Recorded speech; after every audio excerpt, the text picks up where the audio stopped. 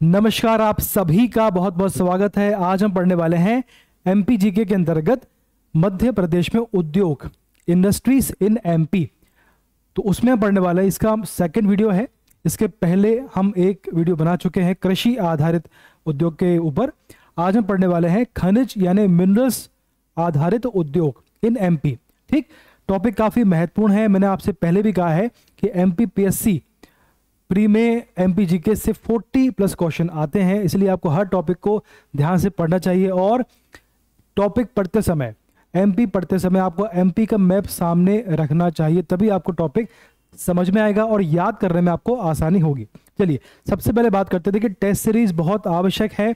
यदि आप एग्जाम में अच्छा स्कोर करना चाहते हैं 80+, तो आपको टेस्ट सीरीज लगाना अति आवश्यक है।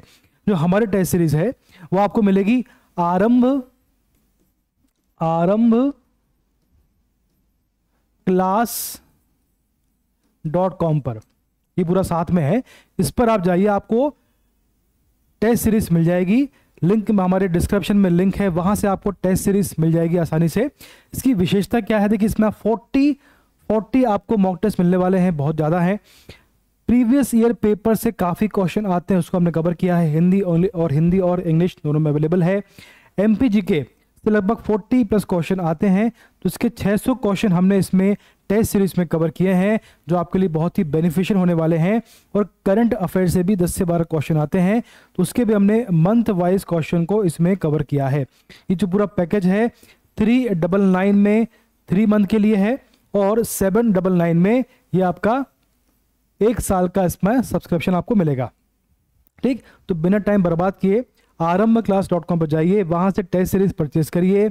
कुछ समस्या आती है तो नंबर आपके सामने है 9424486903, इस पर कॉल करिए, आपकी सारी समस्या का समाधान आपको इसमें मिल जाएगा। चलिए बात करते हैं, सबसे पहले बात करते हैं कि एमपी में जो उद्योग है, हम इससे पहले पढ़ चुके हैं कि एमपी में उद्योग को 4 पार्ट में डिवाइड किया हुआ है, ताकि इसको हम समझने में आसानी हो।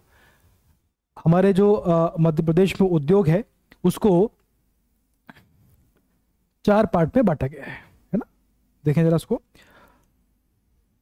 देखिए पार्ट में बांटने से चीजें क्लियर होती हैं, समझने में आसानी होती है, याद करने में आसानी होती है, हमारे माइंड में उसको एक डिवाइड करके पढ़ने में काफी आसानी होती है। देखिए, सबसे पहला यदि आप देखें तो यह आपका था कृषि आधारित, जो हमने पढ़ लिया है, कृषि आधारित है ना। इससे पहले पढ़ा था हमने पार्ट 1 में। आज पढ़ रहे हैं हम लोग खनिज आधारित। इसका मतलब क्या है? इसका मतलब क्या है? इसका मतलब यह है कि ऐसे उद्योग जिनका रॉ मटेरियल या कच्चा माल कृषि पर आधारित हो, तो ऐसे उद्योग को बोलते हैं कृषि आधारित। या जिनका रॉ मटेरियल कच्चा माल खनिज आधारित हो, यानी खनिज से आता हो, जैसे आपका कोयला है, सीमेंट, आपकी जो कोयला इंडस्ट्री है, सीमेंट इंडस्ट्री है, इसके अलावा हीरा, तांबा और कौन सा है, ग्रेफाइट, लोहा, उर्वरक। तो इन सब का जो रॉ मटेरियल है वो कृषि से आता है, इसीलिए खनिज आपके मिनरल से आता है, इसीलिए हम इनको बोलते हैं खनिज आधारित उद्योग। बहुत सिंपल सा फंडा है। अगला आपका है वन आधारित, है ना। जैसे आपका फर्नीचर वाला इंडस्ट्री है, लकड़ी आपकी वन से आती है। उसके बाद आपका वन हो गया, कागज है, वन से आपका बनता है ना।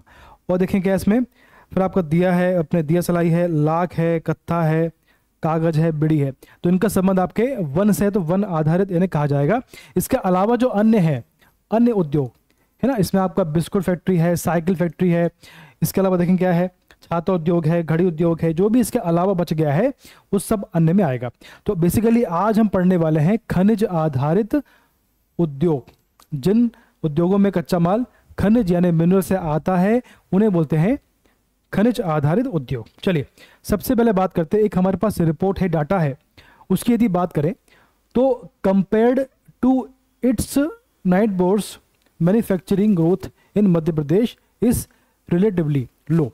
मतलब हमारे एमपी में जो खनिज उत्पादन की ग्रोथ है वो बाकी राज्यों से थोड़ी कम है। कितनी कम है? गुजरात में इसकी ग्रोथ है वो 10.8% है, छत्तीसगढ़ में 7.05% है ना, राजस्थान में 6.9%। ये आपकी ग्रोथ रेट है कि आपके खनिज उत्पादन में कितना प्रोडक्शन, कितना आपका ग्रोथ हुआ है। तो आपके यूपी में 6.37% है, एमपी में है 6.22%। तो बाकी जो 4 राज्य हैं उनसे थोड़ा कम है, बहुत कम नहीं है लेकिन काफ़ी फिर भी थोड़ा कम है। तो ये आपके सामने रिपोर्ट है। तो इसमें हमें काम करना है, इसको हमें प्रोडक्शन को बढ़ाना चाहिए सरकार के आधार पर। चलिए अब बात यदि करें तो भैया एमपी में कुछ मुख्य खनिज हैं, तो उनका उत्पादन कहाँ कहाँ पर होता है और किस क्षेत्र में कौन सा खनिज होता है। आपको भी ऐसा मैप बनाना चाहिए। मैंने आपसे पहले भी कहा है कि आप जो पढ़ते हो उसको अपने एमपी के मैप पर लिखो ताकि आपको रिवाइज करने में आसानी होगी। अब देखिए इसमें कुछ क्षेत्र देखें आप, जैसे एमपी का जो पूर्वी क्षेत्र है तो इस क्षेत्र में कोयला होता है ना, यहाँ पर देखो कोयला होता है। और यहाँ देखो पन्ना है, छतरपुर आपका पन्ना है, या आपका सतना है, छतरपुर है, इस क्षेत्र में हीरा होता है। ठीक, यहाँ पर यहाँ होता है आपका यूरेनियम वाला पार्ट हो गया। सॉरी ये आपका शेरोल में होता है, यहाँ पे नहीं है। अब देखें आप, उसके बाद यहाँ पर लोहा भी होता है, लोह यहाँ पर पत होता है। यहाँ आपका होता है चूना क्षेत्र। देखिए जिस क्षेत्र में चूना होता है सीमेंट की फैक्ट्री उसी क्षेत्र में होती है। आपका जबलपुर है, कटनी है वाला क्षेत्र जो है, तो यहाँ पर चूंकि चूना अधिक मात्रा में इसका उत्पादन होता है और चूने से ही सीमेंट बनता है ना, सीमेंट के बनने में चूने का अहम रोल होता है, इसीलिए चूने का उत्पादन वाले क्षेत्र में ही सीमेंट की फैक्ट्री आपको देखने को मिलेगी। यहाँ टंगस्टन होगा, यहाँ पर आपको मिलेगा ग्रेफाइट क्षेत्र होगा, यहाँ पे टंगस्टन आपको होशंगाबाद में, ग्रेफाइट आपका जो बैतूल वहाँ होता है। इसके बाद रॉक फॉस्फेट जो है वो आपका अलीराजपुर झाबुआ क्षेत्र में होता है, रॉक फॉस्फेट। ठीक, तो ये मेन में क्षेत्र है। यहाँ ग्वालियर में आपका होता है चीनी मिट्टी का क्षेत्र है। इस प्रकार से पूरे एमपी में कुछ मेन जो खनिज पदार्थ हैं वो होते हैं और इसी के आधार पर यहाँ पर उद्योग को सेटअप किया जाता है। बात क्लियर है। जैसे सपोज करिए कि अगर यहाँ इस क्षेत्र में आप सीमेंट की फैक्ट्री लगा दोगे तो उसका जो कच्चा माल है यानी कि चूना पत्थर यहाँ से आएगा तो बहुत दूर से आएगा, तो कॉस्ट बढ़ेगी। इसलिए जो फैक्ट्री होती है वो प्रयास करती है, जो उद्योग होते हैं, जो उद्योगपति होते हैं प्रयास करते हैं कि अपनी जो फैक्ट्री है उसका सेटअप वहीं करें कि जहाँ से उनको अपने कच्चे माल को लाने में मतलब दिक्कत ना आए, आसपास उनका जो रॉ मटेरियल है वो मिल जाए। जैसे यहाँ पर जबलपुर कटनी वाले क्षेत्र में चूना होता है, तो चूंकि चूना काम आता है सीमेंट फैक्ट्री में, इसीलिए चूने के क्षेत्र के आसपास ही सीमेंट की फैक्ट्री आपको देखने को मिलेंगी। बात क्लियर है। तो जहां जहां पर खनिज होते हैं उनके आधार पर ही उद्योग को सेटअप किया जाता है। बात क्लियर है। चलिए आगे बढ़ते हैं। अब देखें इसमें, अब यहाँ सबसे पहले पढ़ेंगे हम लोग सीमेंट इंडस्ट्री के बारे में, सीमेंट उद्योग के बारे में। अब देखिए सीमेंट की बात करें तो चूंकि हमारे एमपी में विंध्याचल क्षेत्र में सबसे अधिक चूना पत्थर पाया जाता है, इसीलिए यहाँ पर सीमेंट फैक्ट्री की बहुत अधिक संभावना है। और सबसे पहली जो हमारे एमपी में सबसे पहली एमपी में सीमेंट का जो उद्योग है वो स्थापित हुआ था बानमौर मुरैना में। ये क्वेश्चन कई बार पूछा गया है, आगे भी आने की संभावना है। तो बानमौर मुरैना में सबसे पहले सीमेंट फैक्ट्री स्थापित की गई थी सन 1922 में, 1922 में। ठीक है, अच्छा क्वेश्चन है भी। अब इसके बाद में 1923 में कैमूर सीमेंट की स्थापना की गई कटनी में। ठीक, तो बानमौर मुरैना में है और कैमूर सीमेंट आपका कटनी में है, इसको आपको ध्यान रखना है। इसकी स्थापना 1923 की है और इसका जो आपका स्वामी, इसका जो किसी कंपनी है, किसने इसको स्थापित किया है, तो भी ये ACC। ठीक है, ये आपका इसने इसका, ये इसके मालिक है, ये इनका सेटअप है। अब देखें सतना सीमेंट, ये इसका सेटअप 1959 का है, 1959 का है इसका। ये किसका है? ये बिरला का है। अब देखें इसके बाद नीमच, ये 1980-81 का है। जो नीमच सीमेंट है ये 1980-81 का नीमच में ही है और CCI ने इसकी स्थापना करी है। इसके बाद अगला है मैयर सीमेंट, ये मैयर में है ना, और 1980-81 में ये लगभग दोनों साथ में ही स्थापित हुए होंगे आसपास, और ये बिरला के स्वामित्व वाली कंपनी है। ठीक, तो किसकी स्थापना कहाँ हुई है और कब हुई है ये आपको ध्यान रखना है। चलिए आगे बढ़ते हैं। इसके बाद अगला आपका है अमझेरा सीमेंट, ये बहुत काम का। अमझेरा सीमेंट ये धार में है और 1980 में इसकी स्थापना हुई है। तो सबसे पहला आपका बानमौर मुरैना में है 1922 का, और इसके बाद कैमूर जो है ये कैमूर सीमेंट आपका कटनी में। तो ये दोनों क्वेश्चन आ चुके हैं, कई बार पूछे गए हैं, तो आपको उसको ध्यान रखना है, कंफ्यूज इसमें आपको नहीं होना है। अब देखें अगला क्वेश्चन आपका आता है खनिज आधारित अन्य उद्योग, यानी खनिज आधारित अन्य उद्योग कौन कौन से, देखें जरा इसको। सबसे पहले आपके सामने आ रहा है एस्बेस्टस सीमेंट की चादरें, है ना, ये कहाँ पर है, ये आपका कटनी में है। इसके बाद देखें कास्टिक सोडा, इसकी जो इंडस्ट्री है वो कहाँ पड़ेगी आपको, ये मिलेगी आपको रतलाम, शहडोल और खंडवा के आसपास आपको देखने को मिलेगी। ठीक, इसके बाद देखें चूना का जो आपका क्षेत्र है वो कटनी मिलेगा आपको, कटनी वाले क्षेत्र में। पेंसिल और स्लेट ये मिलेंगे आपको मंदसौर में। ठीक है, कहाँ मिलेंगी, मंदसौर में। मिट्टी के बर्तन का जो उद्योग है वो उज्जैन और ग्वालियर में काफ़ी ज़्यादा फेमस है, तो ग्वालियर में काफ़ी मात्रा में आपको मिलेगा देखने को। मार्बल का देखेंगे तो कटनी में काफ़ी फेमस है, कटनी में इनका उद्योग है। ग्रेनाइट कटिंग एंड पॉलिश की जो उद्योग है वो छतरपुर और टीकमगढ़ में काफ़ी आपको देखने को मिलेंगे। अब देखिए इनके अलावा जो मेन है, जैसे आपका हीरा उद्योग है, तो आपको जो हीरा उद्योग है एमपी में आप जानते ही हैं कि जो पन्ना है, सतना है, इनके क्षेत्र में काफ़ी मात्रा में, चूंकि हमने हीरा पहले पढ़ा है तो आप वहाँ देखें कि हीरा कहाँ पर होता है और क्यों होता है, आसपास के कंडीशन है। तो अभी बात करें उद्योग की, तो हीरा जो है आपका पन्ना और जो आपका सतना वाले क्षेत्र में होता है। इसमें खास क्या है, काम की बात क्या है कि ब्रिटेन की एक कंपनी है रियो टिंटो कंपनी, तो इसके द्वारा अभी हाल ही में छतरपुर पन्ना में हीरे का उत्खनन किया जा रहा है, उनको हमने ये काम दिया हुआ है। ठीक है, तो रियो टिंटो। अब क्वेश्चन आपसे आ सकता है कि रियो टिंटो कहाँ पर काम कर रही है और किस खनिज के लिए काम कर रही है, तो आंसर हीरा है। अब बात करें लोहा उद्योग की, जो आपका आयरन इंडस्ट्री है, आपके लोहा उद्योग है, तो एमपी में भेल, भारतीय हैवी इलेक्ट्रॉनिक लिमिटेड की बात करें तो भेल की स्थापना 1964 में हुई थी, कहाँ पर, भोपाल में।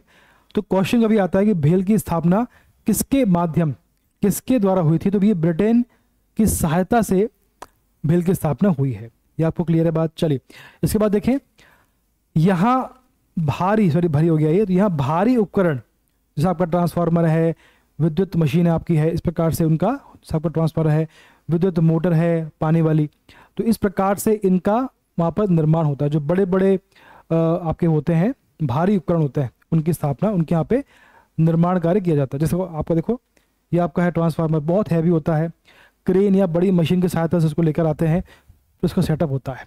ठीक, तो आपको जो ट्रांसफार्मर है इसका जो निर्माण है वो आपका भेल में, भोपाल में किया जा रहा है। ठीक, चलिए क्वेश्चन ये आता है कि किसके स्थापना किसके माध्यम से हुई है, तो क्वेश्चन आपको ये कंफ्यूज नहीं होना है। अब देखो ये आपका कोयला है, तो कोयला जो है ना, तो कोयला हम पढ़ चुके हैं कि कहाँ पर होता है, कैसे होता है, किस प्रकार का होता है, सब पढ़ लिया हमने। हम बात करेंगे अभी इंडस्ट्री के बारे में। तो देखिए गोंडवाना लैंड, चूंकि हमारा जो एमपी है वो गोंडवाना लैंड का पार्ट है, तो इसलिए कोयला यहाँ पर सर्वाधिक मात्रा में होता है, इस क्षेत्र में कोयला काफी मात्रा में होता है, इसलिए यहाँ कोयला उद्योग का विकास हुआ है। अब जो आपका कोयला है तो कहाँ पर कौन सी कंपनी काम कर रही है उसको पढ़ते हैं। तो आपका मध्य भारत क्षेत्र है में NCL यानी नॉर्दर्न कोल लिमिटेड सिंगरौली के द्वारा यहाँ पर काम किया जा रहा है। पेंच घाटी क्षेत्र की बात करें छिंदवाड़ा में, जो आपका मध्य भारत क्षेत्र है ये सिंगरौली वाला पार्ट है, पूर्वी क्षेत्र, तो सिंगरौली में कौन सी कंपनी काम कर रही है, NCL। और उसके बाद पेंच घाटी क्षेत्र यानी छिंदवाड़ा वाला क्षेत्र आपका दक्षिण पूर्वी क्षेत्र, तो पेंच घाटी यानी छिंदवाड़ा क्षेत्र में WCL, कौन सी कंपनी, WCL यानी कि वेस्टर्न कोल फील्ड नागपुर, ये कंपनी यहाँ पर काम कर रही है, कोयला निकालने के लिए यहाँ पे कार्यरत है। ठीक, तो मध्य भारत में कौन सी है, NCL, और पेंच घाटी में आपकी है WCL, ये आपको ध्यान रखना है, क्वेश्चन बनता है। अब देखिए जो आपका तांबा उद्योग है, कॉपर इंडस्ट्री है, उसकी बात करें तो भैया मलाज खंड काफ़ी फेमस है। तो मलाज खंड जो माइंस है वो कहाँ पर है, ये बालाघाट में है। और यहाँ पर कौन सी कंपनी काम कर रही है, तो ये हिंदुस्तान कॉपर लिमिटेड यहाँ पर अपना काम कर रही है उत्खनन का। ये आपका इस प्रकार से अंदर माइंस है, तो अंदर जाके ये लोग अपना काम करते हैं, हिंदुस्तान कॉपर लिमिटेड। ये बेसिक क्वेश्चन है लेकिन एग्जाम में आते हैं। इसके बाद देखें आप बैतूल जिले में, बैतूल की बात करें तो ग्रेफाइट उद्योग की बात करें तो भी बैतूल जिले में एकमात्र क्षेत्र है जहां पर ग्रेफाइट होता है। और इसका जो यूज हम पढ़ चुके हैं पेंसिल में, बैटरी में, है ना, बाकी जो स्नेक में काम आता है। तो भी मंडीदीप में, तो इसका कहाँ बनता है ये, तो मंडीदीप में हिंदुस्तान इलेक्ट्रो ग्रेफाइट HEG, यहाँ पर इसका निर्माण किया जाता है। इस प्रकार से ये देखो बनता है, दिख रहा है आपको। चलिए अब बात करें उर्वरक की, यानी कि जो आपका उर्वरक है, ठीक है, देखिए जरा उर्वरक उद्योग। ठीक, चलिए अब इसमें क्या देखें, जो आपका रॉक फॉस्फेट है, मैंने हमें पढ़ा था कि MP के पश्चिमी क्षेत्र में झाबुआ और ये राजस्वर में होता है रॉक फॉस्फेट। तो उसका यूज़ क्या है, तो अब ये उर्वरक बनाने में, जो आपका फर्टिलाइजर है उसको बनाने में इसका उपयोग होता है। झाबुआ इससे, झाबुआ में होता है, इससे उर्वरक बनाया जाता है। बात क्लियर है, इससे उर्वरक का निर्माण किया जाता है। अब कहाँ होता है, तो ये विजय गुना आपका जो क्षेत्र है, अशोकनगर के बाजू में गुना, तो गुना वहां पर विजयपुर है, वहां पर NFL यानी कि नेशनल फर्टिलाइजर्स लिमिटेड का वहां पर निर्माण किया जा रहा है। यानी कि गुना विजयपुर में जो आपका NFL है उसमें रॉक फॉस्फेट के माध्यम से उर्वरक का निर्माण किया जा रहा है। तो क्वेश्चन आपसे आ सकता है कि NFL कहाँ पर है, या फिर विजयपुर में है या गुना में, दोनों ऑप्शन सही होंगे इसके। और यहाँ पर किसका निर्माण किया जा रहा है और किसके माध्यम से, तो ये रॉक फॉस्फेट के माध्यम से यहाँ पर निर्माण कार्य किया जा रहा है। तो आज हमने तब पढ़ लिया है, पर्याप्त है ना। खनिज आधारित बहुत डीप में हम लोग नहीं गए हैं, ये मैं समझ पा रहा हूँ, आप भी समझ पा रहे होंगे, क्योंकि एग्जाम में क्वेश्चन जो आते हैं उनको पढ़ना है, समय कम है, सबको हम डीप पढ़ने का प्रयास करेंगे। अप्रैल में एग्जाम है, उसके पहले हम डीप पढ़ेंगे, बिल्कुल डीप पढ़ेंगे, लेकिन अभी हमारे पास समय नहीं है, तो हमको जो काम का उसको पढ़ के आगे बढ़ना हमारी मजबूरी है। इसलिए आपको ध्यान से पढ़ते चलना चाहिए, मैप का सहारा लीजिए, याद करने में आसानी होगी। तो आज के लिए इतना पर्याप्त है, धन्यवाद, बेस्ट ऑफ लक।